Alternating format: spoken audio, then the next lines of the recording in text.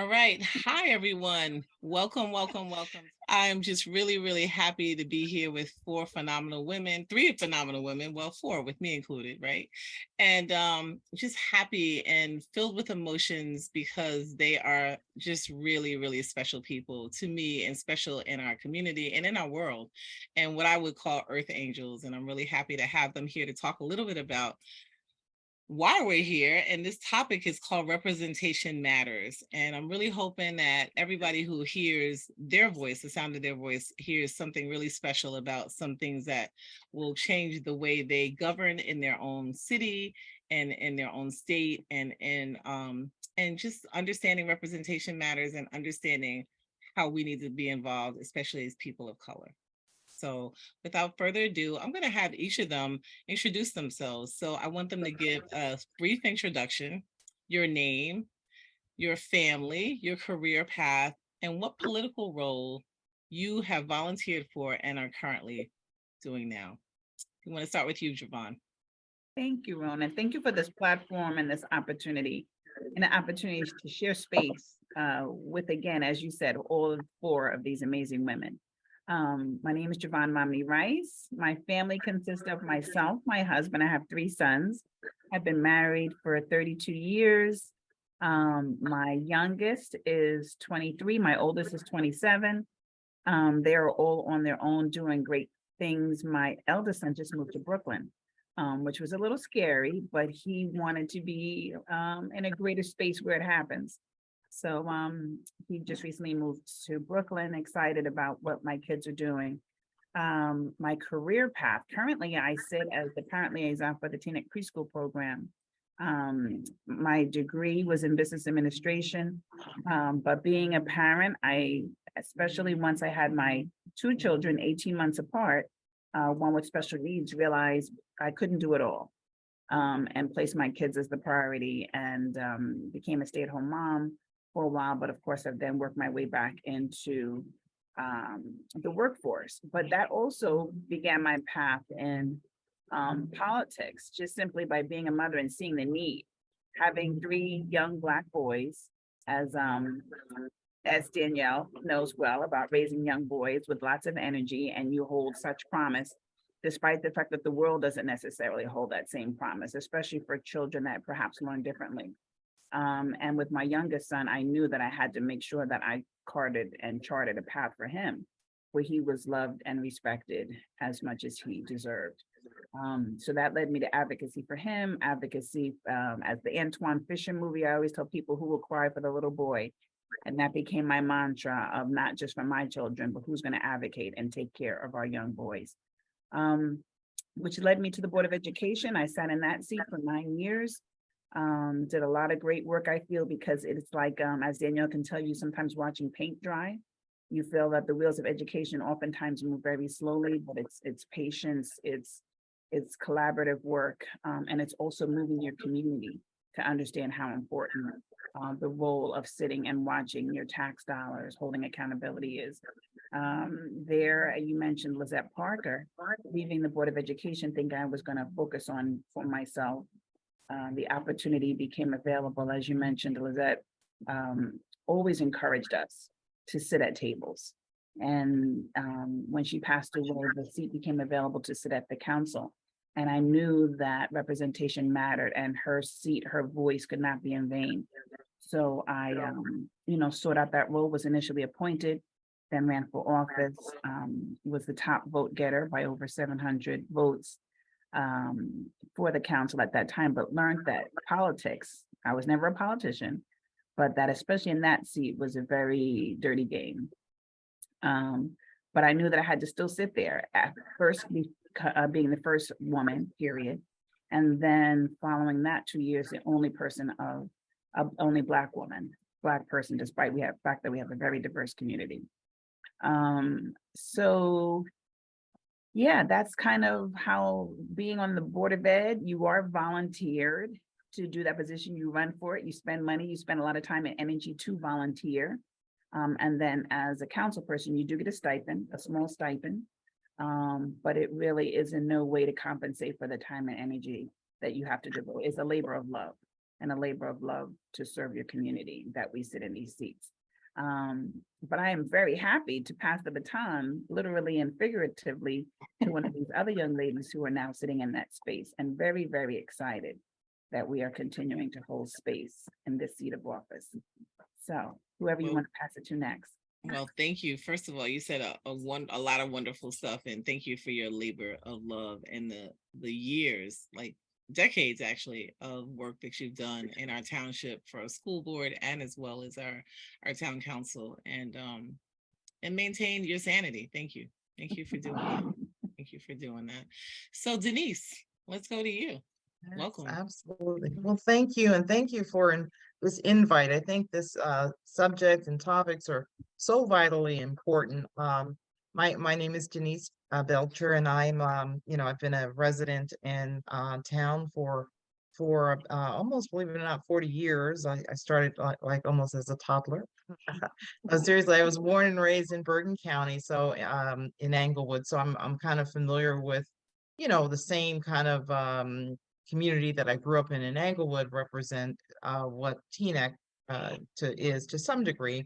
But I'm a mother of two adult daughters. I lost my husband a couple of years ago, so I can't claim all the wonderful things that they have grown into because my husband had a really big impact on their lives.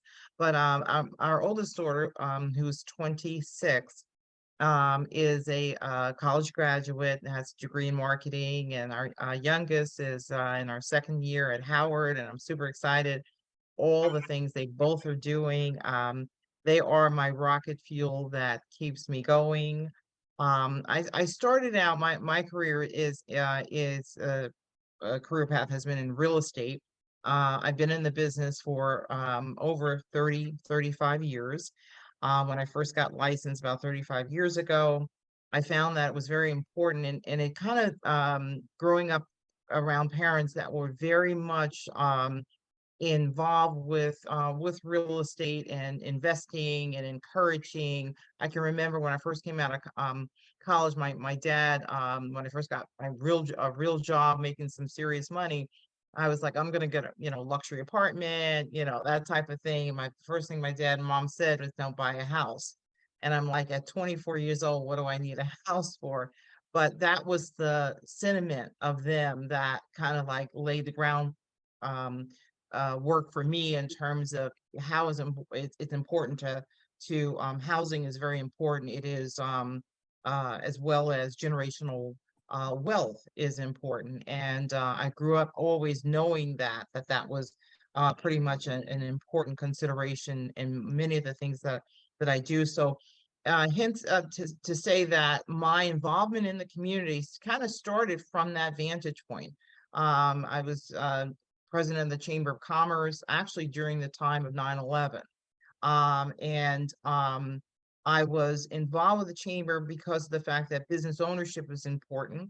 When I started my businesses at a young age, I knew that it's important to, you know, um, collaborate with other businesses, uh, certainly from a minority perspective in terms of Black owned businesses, women owned businesses, and really tapping into resources that sometimes are not readily, or at least at that time was not readily made available. So you had to dig and you had to advocate for yourself. I think that one of the things that I did from there, of course, being in real estate, I began to look at, okay, what are some of the things to get involved with? I got involved with like business districts, in particular Teaneck Road, which is northeast area of our town, and got involved with more or less just really seeing how can we revitalize a business area, how can we bring dollars to that business areas and focus on that in terms of that business area. And then from there, I got involved with other organizations within the town, more land use related, like the planning board, because one thing I do know, and having parents that were very real estate focused, is development is huge. Development determines a lot of our future. And oftentimes that development decisions are made decades earlier. So before people see the actual brick and mortar. So, we see in North Jersey in particular, you can drive around in many towns and you see a huge developments, but most of those decisions started in back rooms somewhere maybe as 10 years earlier. And so I believe it's very important to have a seat at the table because many of those people that are sitting at the tables don't look like us, and they don't historically have our best interest in mind when we look about institutionally, like redlining, like steering, like things that were intended to exclude our people, and were intended to exclude our ideas and our involvement. So that's why it's so, and I know we're going to talk about this a little bit more, but why is it so important to be represented at those tables? So here again, I just want to say I'm a mom first. I love my daughters. I'm a great encourager to them, but I love my community. I love, I'm a woman of faith. I love opportunities to talk about positive ways we can impact our world. So thank you for hosting this. Oh, you're very welcome. The only thing you forgot to forget is what seat you hold right now. Oh, yes. Yes. It's only been what, 2 days, 3 days. I am newly sworn in as a councilwoman of Teaneck, and I'm so appreciative. Yes, thank you. Thank you so much. Awesome. Awesome. Thank you. Wow. Thanks for sharing all that. I learned a lot and I already wrote some notes because I'm going to talk to you later about creating some pathways. We started a text about this a little while ago about creating pathways to real estate and generational wealth that way for young people. So we'll get back to that. So thank you. Okay. Last but not least, Danielle, welcome. Hi, so Danielle G, originally from Brooklyn and Vermont. It's not that scary anymore. It used to be way scarier 20 years ago. Thank So your you. son's fine. But 10-year Teaneck resident, I live here with my husband, Kawan. We have 3 boys, like Javon mentioned earlier. They are 11, 8, and 3 years old. And boy, is it tough to do all of this with a 3-year-old. I will just say it is really hard. And to Rona's point earlier, we definitely use help. My mom is nearby, which helps a lot. And we have a lot of family friends that we lean on. Can't imagine how we would do all that we do without it. So, but yeah, so the next part was career. Currently work for a nonprofit organization called the Leukemia Lymphoma Society. We are the largest cancer organization solely focused on blood cancer.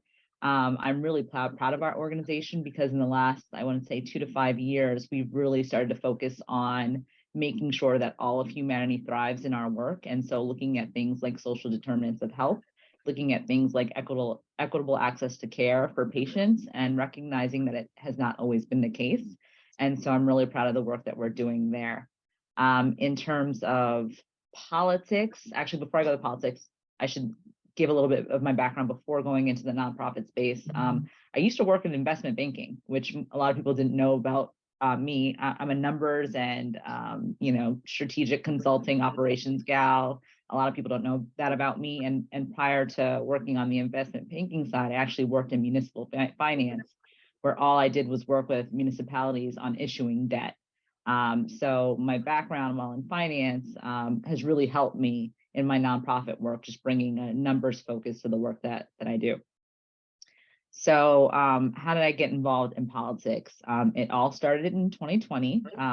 The pandemic hit, and I had kids in the school district, and I didn't love what was going on in the schools. And so I decided to run. I was completely unaware of a lot of the Teaneck politics, and really went at it alone with it was really my husband and I and maybe a handful of supporters. And what I did was I was really honest with my story about why I was running, my background, and I was poor girl, Haitian American girl from Brooklyn, New York, and had always worked really hard in education to get to where I was. And so I had no real political ties. I really just thought it was important to have people who cared about the school district run and want to serve. And so was really excited when I won and was the highest. I think we had the highest votes got the most votes ever attained by any elected official in Teaneck, which was huge. I think it was just under 11,000 votes. So we're really excited about that. And ended up serving on the school board for 2 full years. And then recently was very excited to run on the Rise for Teaneck slate with Denise Belcher to run for Teaneck Town Council. Many people ask, well, why'd you leave the school board early? It was a tough decision to make. I had no intention of running for council, and Denise knows that early on. I was really on the fence, but I recognized that it was time for change. The council, you know, and Javon knows as well, it was not representative of the diverse makeup of Teaneck. And we really had an opportunity to work together to make sure that changed. And a lot of people were skeptical. No one thought that, especially, you know, 2 Black women, let alone 4, it was 3 Black women and 1 Jewish American woman could run together and win. And we came so very close to winning all 4 seats, just, you know, shy of 100 votes, but we took 3, and many thought that, you know, even that was impossible, and we did it. And so I'm so proud of the work that we were able to do to you know, get onto council.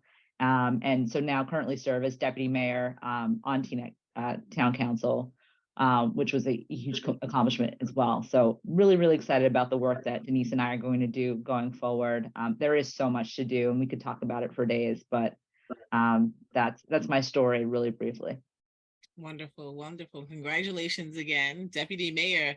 Gee, yes. And, you know, and I'm glad, Javon, the reason why I wanted you on this call is because you literally have held things together for us. And you've always talked about a labor of love, it being a labor of love, and having a seat at the table and constantly encouraging other women and other people to get involved, especially people who look like us. So thank you for being here as we bridge this to the next, you know, group of folks, and you're here to mentor them and help ask questions, answer questions, and help them along. So thank you for all of you for all your service. The next question is, so who are your role models and what brought you to this point in your political career? Some of you guys have already answered that what brought you here, but who are some of your role models, and do you feel like there was mentorship necessary to get to this point? And you guys can answer freely, whoever wants to start. I'll jump in. You know, when I think about role models in politics, so to speak, because again, I didn't think of myself as a politician, but just community activist, an agent for change. But I think about Donna Brazile. I read her book, Cooking with Grease, and it was just very interesting. It was, you know, like her life story. And, you know, she at the time had just finished being the, you know, political analyst and driver for, oh my goodness, Gore's campaign. And I thought of her being like so real and tangible, but so articulate in terms of her background. And that kind of like made me look at politics as not being such a scary place, you know, so to speak. So she was. And then when I talk about role models, really more like contemporaries, Lizette and I ran for Board of Ed the year that she ran for council. Met her through Miss Gwen Akery, who did an event for the both of us. And that just started a really good opportunity to have someone at our kitchen table. We would talk about that. You could talk about the real issues and concerns and the fears and the challenges that we had, but still doing it afraid. And that is so critically important to have someone that you can talk to. Because oftentimes in these seats, there's a lot of folks that are there that support you, rah, rah, I got you when you run, right? And it's a sprint, I would always tell people. And a lot of folks cheering on the sideline for the sprint. But in the marathon, when you're sitting there, it's not a lot of rah, rah. You know, it's oftentimes making decisions. And especially the last 2 years that I served, a lot of decisions just feeling like I was in a vacuum and just praying to God to continue to do the right thing, vote my conscience, and not just listen to the noise of the politics, but always still trying to do the right thing.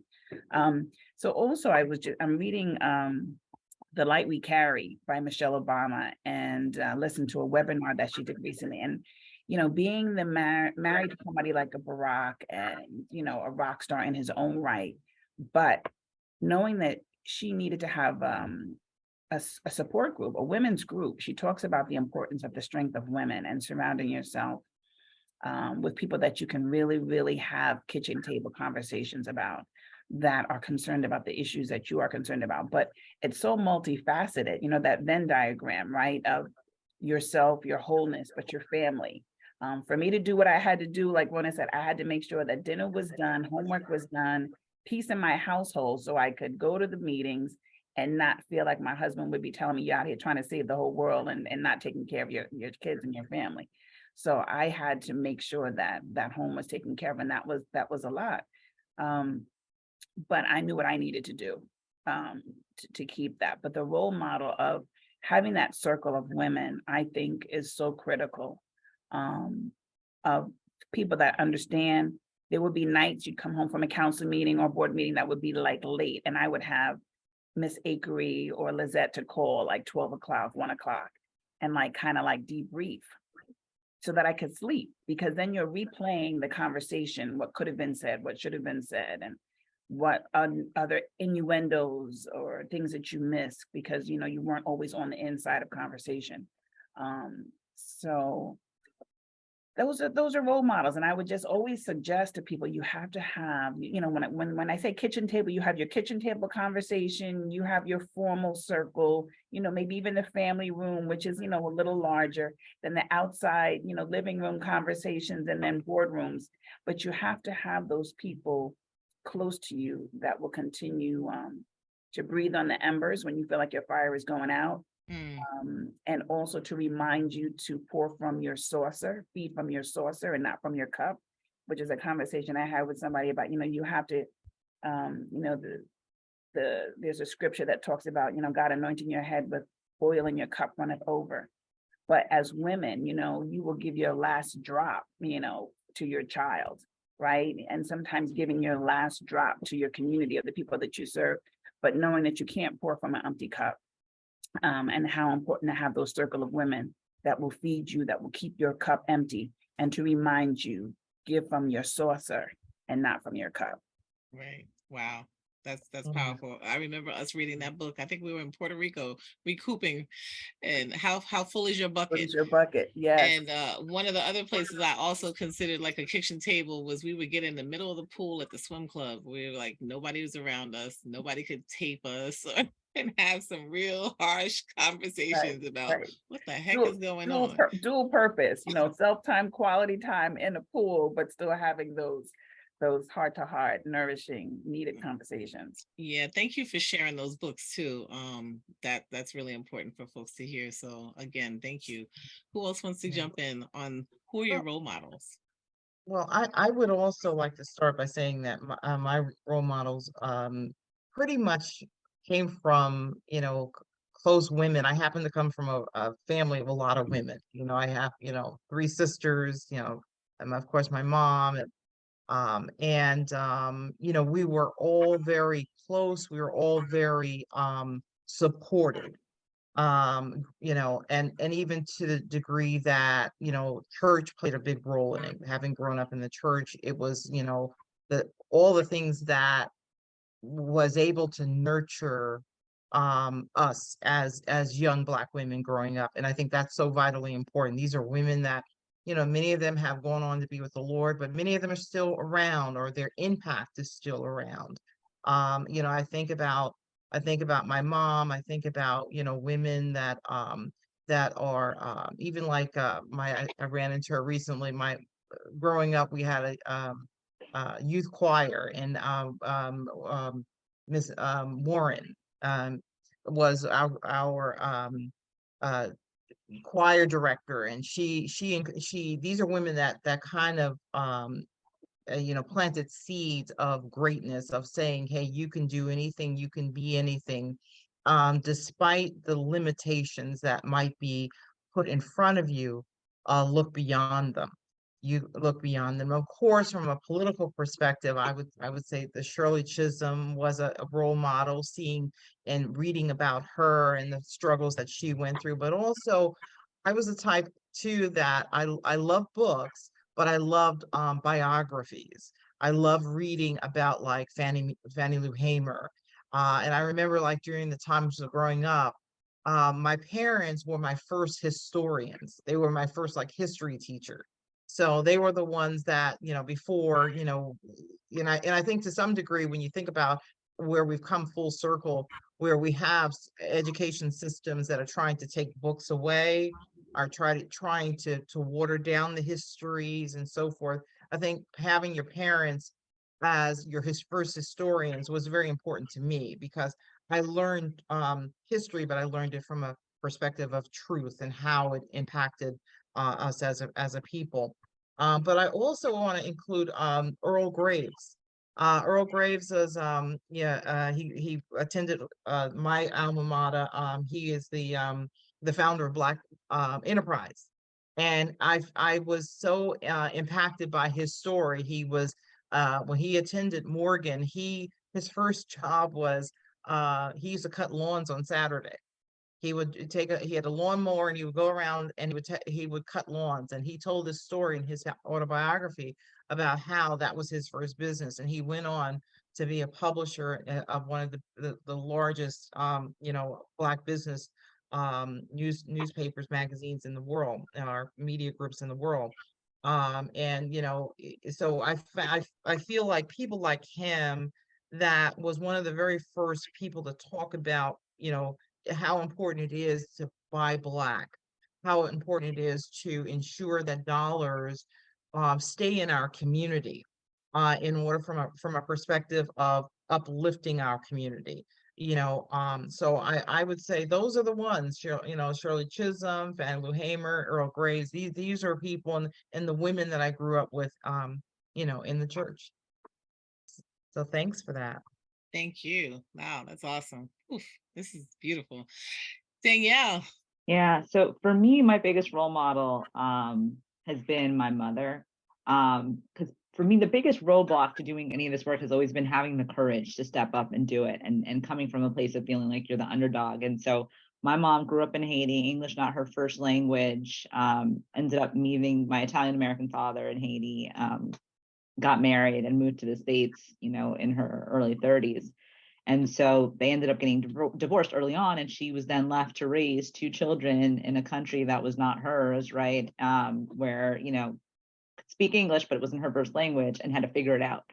And so, in Brooklyn in the early 80s, ended up going to school, getting her bachelor's degree, becoming a registered nurse, raising two very successful daughters on her own. And I always was really fascinated that she was able to achieve all that, given her background. And so I've always seen her as an example of having courage, believing in yourself, taking risks.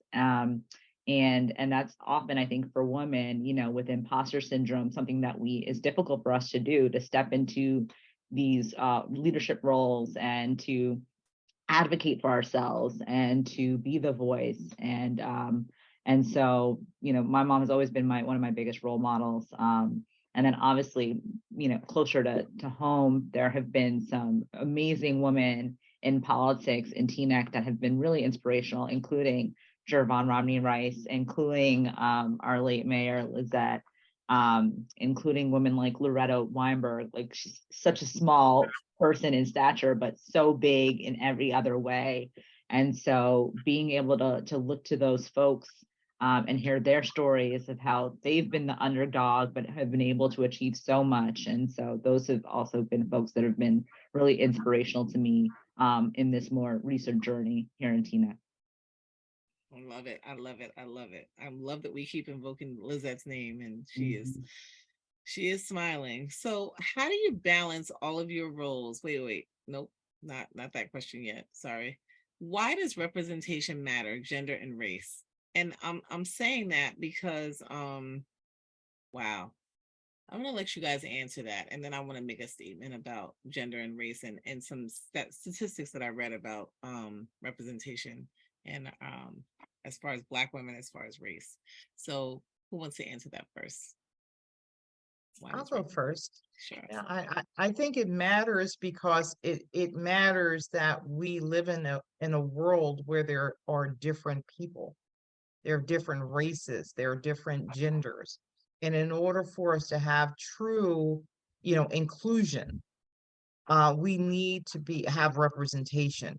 We use the term "a seat at the table" that was coined by Shirley Chisholm, but it is truly important. In order for us to be represented, to have inclusion, we have to have a seat at the table. When you look at corridors of power, and you look at I mean, you can turn on the news and you can see, what happens in Washington. And so often it's like not it looks a certain way. In other words, it's not inclusive, it's not representative, and so forth. And that creates problems, it creates issues. And I think it's so vitally important for our next generation to see themselves reflected in leadership. So representation matters because it creates successes. It builds upon itself.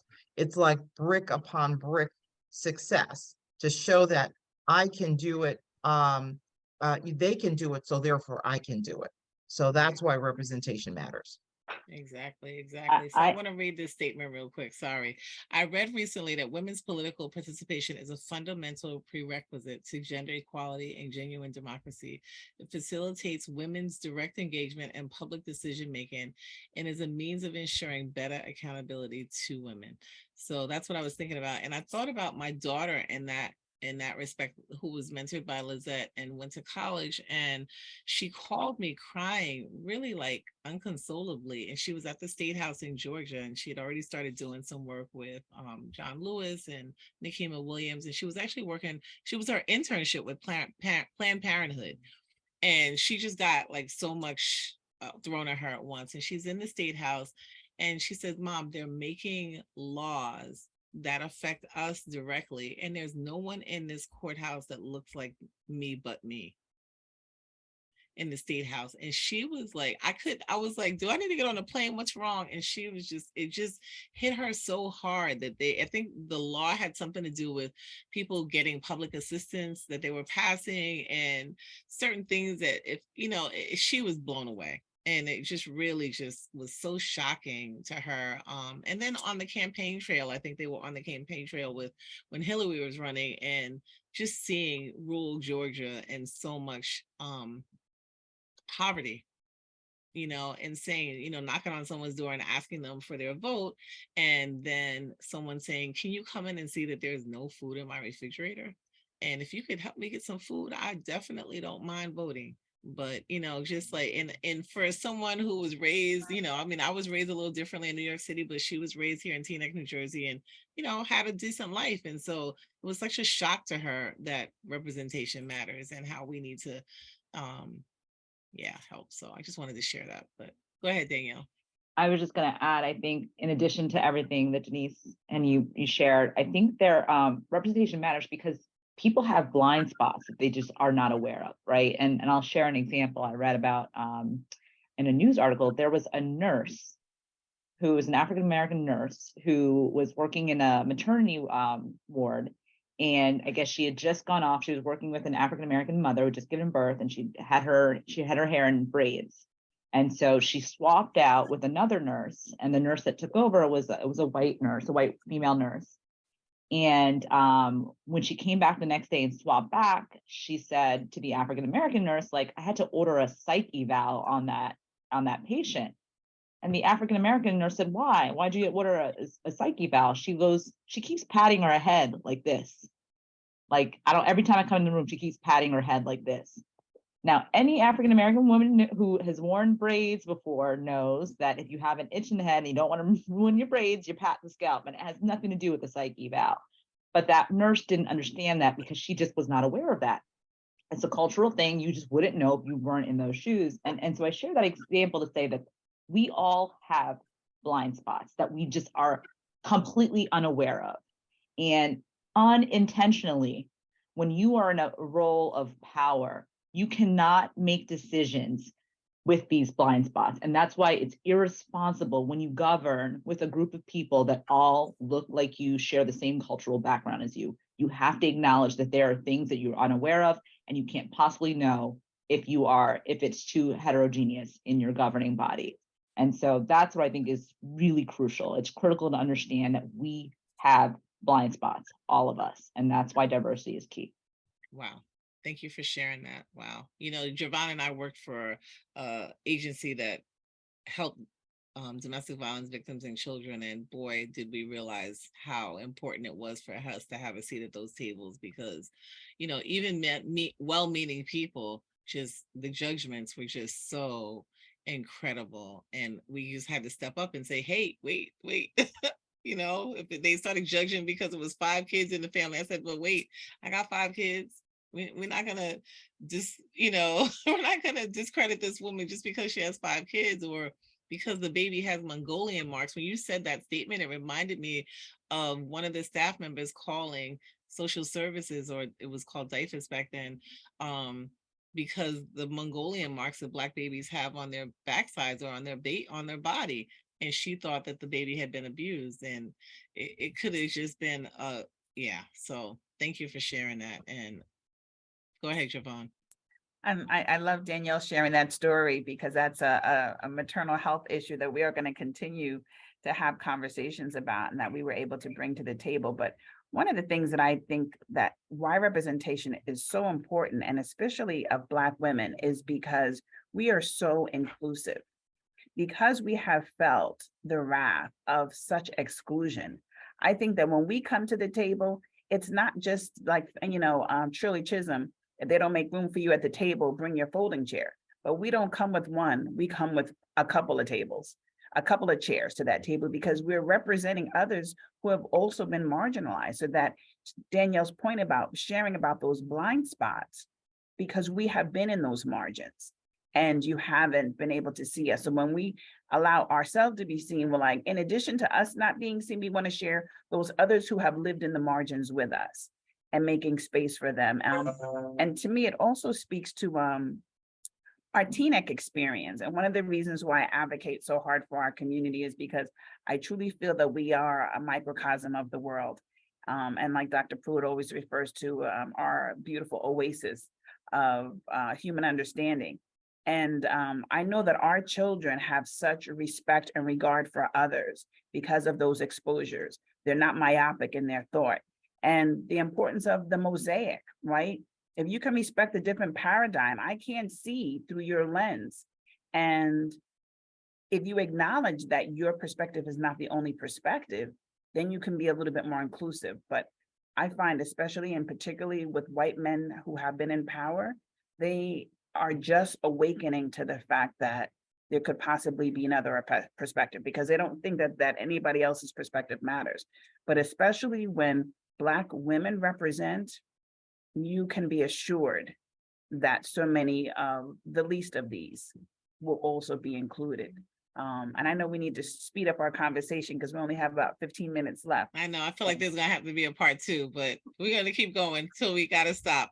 But I just want to read one more thing. Strong and positive representation can help fight and break down stereotypes that can be detrimental to individuals and limiting to society. When a group of people are only represented in negative ways, it adversely affects the way others see them, as well as the way they see themselves. And that's huge. I mean, I grew up in New York City. I have 3 brothers, but I was already trained to not sit next to other Black boys or men on the train. And, no one ever said that to me, but it was kind of the way I was, because of everything I saw in the media. Everything I saw on TV about Black people was negative. So it's just incredible. So this is just all continuing on what we're talking about. So what have you learned about yourself in this journey, and how have you grown personally? I don't always want to be the first one. I'll let somebody else get the first crack at it. I guess I can go first this time. Man, like, there are so many moments, these like really low moments where you're like, I don't know why I did this. Or was this the right idea? And you start to question. But what I've learned is that we are all really, really strong, and we can pick ourselves up out of those lows and get over those humps. And the highs are so amazingly worth it, right? Like, I remember when I was on school board, the reason I did this, I want to get my kids back in school. I felt like they were not, they were losing, there was a lot of learning loss, and I wanted to make sure that they were back in school. And I knew my kids were going to be okay, but I was really, really concerned for those families where they didn't have really involved parents, like, moms working multiple jobs, didn't have someone at home helping with homework. A lot of the virtual learning, you had to have someone hovering or else it wasn't happening. And so it was really important to me that we got kids back in the schools. When we did that, it was such a strong feeling of joy for me that we were addressing the needs of these students, and it made all those low points worth it. And there are a lot of low points. I can't remember who says, I think it's both Denise and Jervon, who the quote about service is the price we pay. And it truly is. Like, a lot of the work that we do is goes unthanked, and often unpaid. And so, and you take yourselves away from your family, right? Like, there is a price you pay, right? You're taking yourself away from your own family to give back to the community. So what I've learned, there are low moments, but working together with these amazing people and getting the support from the community and achieving those highs always make it worth it in the end. I think that's what I've learned the most about myself. And I'm glad you said that, because going back to what Javon said before about making sure you have that support group, whether it's one person or 3 people that you can call at any hour and really help you get through it. And I think just acknowledging that we're not superwomen, we can't do everything, and it's okay to feel low. That's okay, and you have to have people in place to help you get through those moments, That's so true. That's so true. I would just only add to that what I learned about myself was it was very important for me to lean into my faith in these last 2.5, 3 years. I ran for council and just missed it by a little bit in 2020. But I had things that I lost my husband a few weeks before. I had yeah, we were in the middle of a pandemic that no one knew what was happening. And I found that was so important that my self-talk I had to turn that up, because we were, if you guys remember, during that time, we are all isolating. So it wasn't like we could get together. Zoom became the thing, but it's those quiet times when it was just me by myself, I had almost like a renewal when it came to my faith. And I had to really lean into the word of God. I had to lean into my self-talk, because there's so many voices that speak to us. There's so many voices, and to what you're saying, even our self-doubts, the world, the pressures of the world. The Bible talks about there are so many influences that speak to us. So we have to, what I found was helpful for me was that self-talk, that you can do this. And so I would say that's what I learned as being very, very important to me at that time. I love it. That's so important. How about you, Javon? So just to add to what these ladies have said, learning that it's okay to do it afraid. It's okay to just still fly the plane as you're building it, and that you will continue to gather strength and support. The other thing is that I learned that my passion and reason for doing this, that grew out of, again, not wanting to be a politician, but wanting to be an agent of change and passion for social justice, realizing that it wasn't my passion, that it was a calling. And to Denise's point about my faith, just realizing that, finding that was my purpose, that was God giving me like that direction, like, that again, like, who will cry for the little boy, the Antoine Fisher, but that God gave me the burden to care and to do something about it. So for them, it was more bigger than me, right? So it wasn't just about what I could accomplish, but knowing that faith, as Denise said, that it wasn't just about me, but it was just about being a tool that God could use at this given time, but also learning that there's a shelf life and a time period of learning when to pass the baton and when to make sure that you make room for others, because this is not a battle that anybody can do alone, nor should they. I had to try to make sure people knew that my cape is in the cleaners.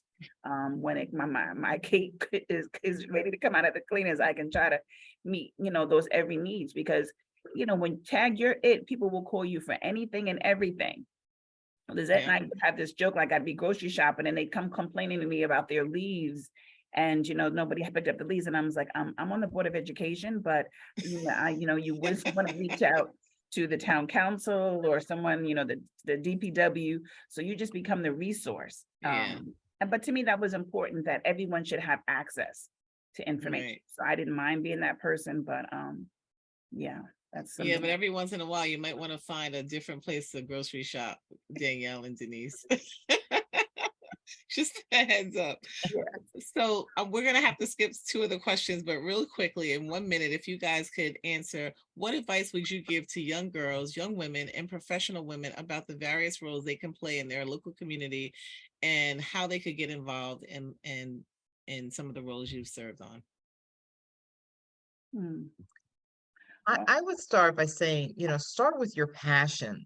Start with something that really, really is, it inspires you.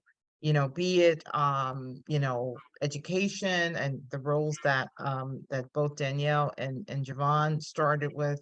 But there are so many areas, and I say this, I've said this to Javon, there is a cause. There is always a cause. There's always a reason to get involved.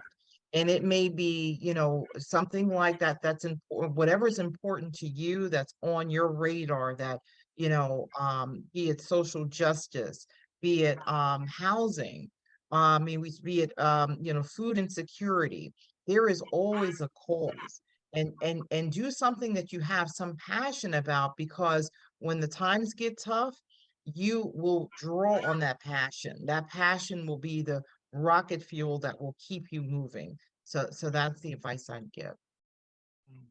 Thank you. Yeah, I just want to jump in real quick and say definitely ditto to what Denise said, but also knowing that in this stage and point in time in life where mental health is so really critically important, to know what your toolbox is filled with, tools that are about self-care, taking care of yourself. Again, in Michelle Obama's book, young children that feel the passion for all that's wrong in the world and social justice, but make sure you stay in school, get your degree, do the things that you can do, even in your small little ways, now that you can do, and absolutely find your passion, because there's so much to be done and you can't do it all, but finding those ways that you can carve out what you can do, even just starting now today, by digging deep in a passion, learning all there is about an issue, but not getting burned out before you can be used of trying to solve all the problems of the world. Amen to that. Danielle? So I would say to young people who want to get involved, well, first, for those who actually want to get involved as candidates and run for office, I would say find as many mentors as you can, talk to your elected officials. Most people want to help. They want to answer your questions about how to do it, what resources you need. People want to help. I remember when I first started 2 years ago, I just talked to as many people as possible. And it was really surprising to me about how many people were just willing to help out and answer questions and just genuinely wanted to see more people involved. So that would be my first recommendation. And then second, I would say just learn as much as you can about, local government. Use your voice, know your passion, of course, but use your voice and advocate for yourself. That is so important. And I think now more than ever, advocacy is so much easier. There's social media, there's the internet. You can go anywhere and advocate for yourself and really get the attention of your local officials. So those would be the 2 biggest recommendations I have for young people. Get those mentors, ask a lot of questions, and really advocate for yourselves. Yes, and that's for women of any age, Yes. young and seasoned, if you want to get involved.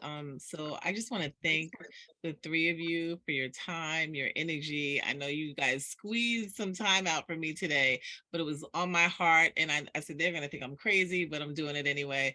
And I recently, Javon and I are line sisters in a sorority, and my line name is More Than Enough. And I think it's just so important to remind, and I appreciate that name, because I know that my sorrows were just trying to remind me that they didn't see me seeing myself as more than enough or enough.